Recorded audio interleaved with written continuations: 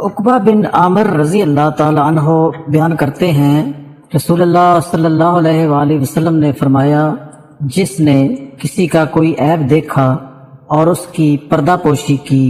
وہ اس شخص کی طرح ہے جس نے زندہ درگور کو زندہ کیا۔ عبداللہ بن عمر رضی اللہ تعالیٰ عنہ بیان کرتے ہیں،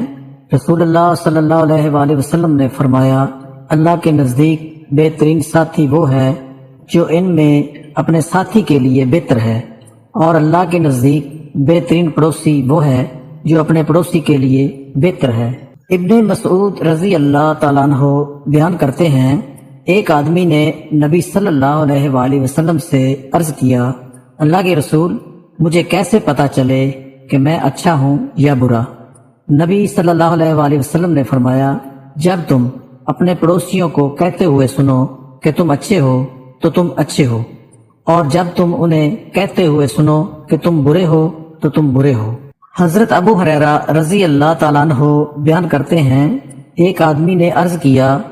اللہ کے رسول، فلاں عورت اپنی نمازوں، روزوں اور صدقات کی کثرت کے حوالے سے مشہور ہے، لیکن وہ اپنی زبان درازی سے اپنے پڑوسیوں کو تکلیف پہنچاتی ہے۔ آپ صلی اللہ علیہ وآلہ وسلم نے فرمایا، وہ جہنمی ہے۔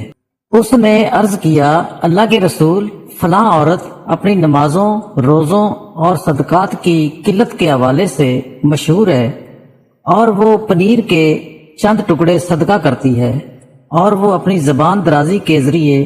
اپنے پڑوسیوں کو تکلیف نہیں پہنچاتی۔